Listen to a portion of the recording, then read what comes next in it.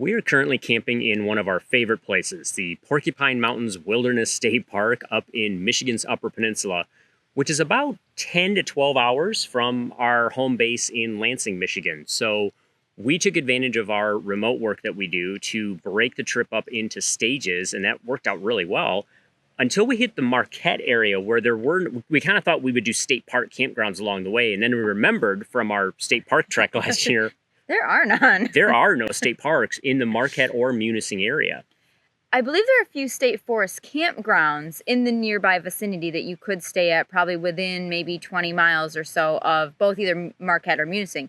But given that we did need cell service to be able to work remotely, it was kind of important that we were more near one of the city centers. And we did know that both areas have pretty good cell service, both in their downtown sections. And so we found a cute little, I guess, city park in Marquette. Yeah, I'm not sure if it's city or a township, but Right. one of the nice things is Munising and Marquette both have municipal campgrounds. Yes. And we ended up staying at the Marquette one because I think Munising was full. Yes, when they I were looked. when we looked, yes. So they were booked full. This is what, third week of September?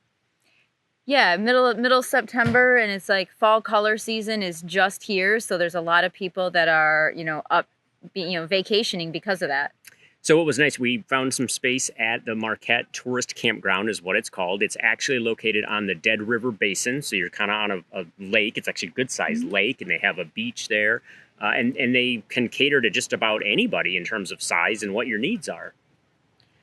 I found that actually pretty impressive with this campground. It has everything from non-electric tent-only sites where you're actually camped in the middle of like this grassy area parking around the outside, everything in between, all the way up to complete full hookup sites. And so you pretty much had a variety of options depending on what kind of rig you had, how much you were willing to pay, and what your needs were. So I think it worked out really well.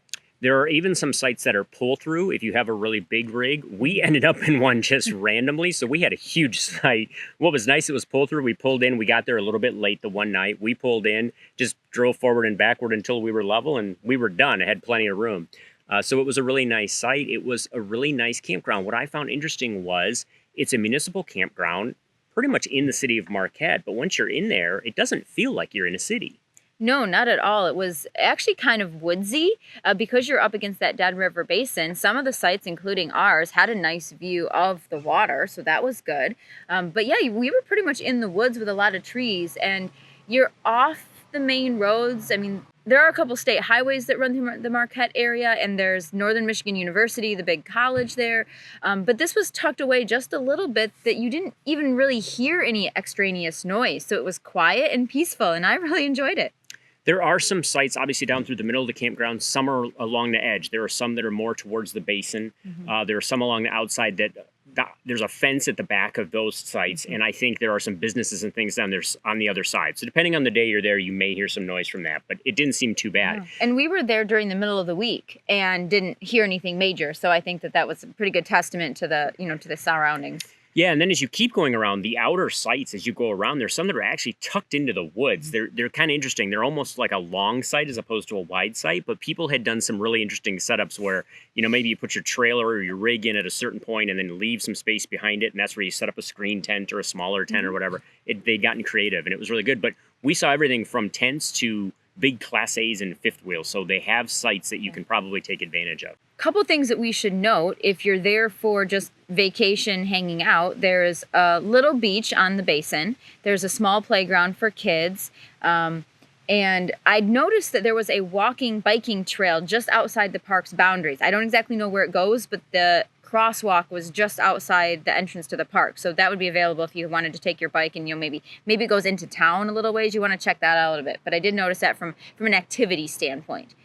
They do have bathroom and shower facilities there. They're a little older buildings, kind of older design, where the showers and the toilet areas are all together, but they seem clean and everything seemed to be working well.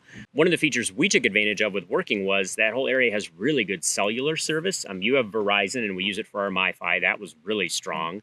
I have a Google Fi phone, and signal was pretty good there. And the campground actually provides Wi-Fi as well.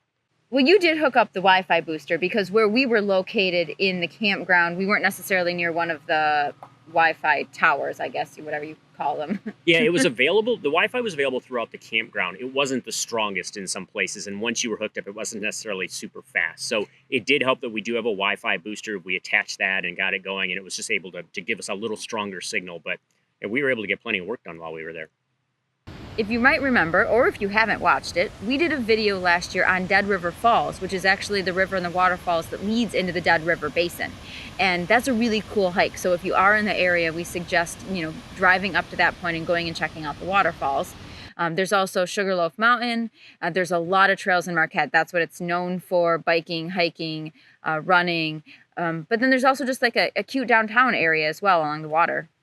Yeah, with lots of little shops, some good restaurants. We went out one night to a restaurant. We went out to a bakery one morning and had grabbed some muffins and Babycakes Muffins, highly recommended. That was very good. Yeah, and we actually have a friend that owns a store there in Marquette, the UP Supply Company. So yeah, so shout out to Bugsy, because we did get to see him and his store, and maybe bought a couple things along there too. But which is conveniently located right next to Babycakes, actually. So if you want to make a stop at one or both of those places. But yeah, Marquette's just a really cool city. And so they've got the downtown, they've got the water, they've got the university, they've got the trails. So it has a lot going for it. And the Tourist Park Campground is a great place to hang out while you're visiting the area.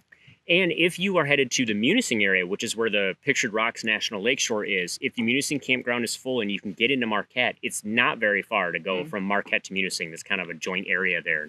And like I said, good cell service all along the way. So get up there if you can, check out the area, keep on trekking. And we'll see you out there.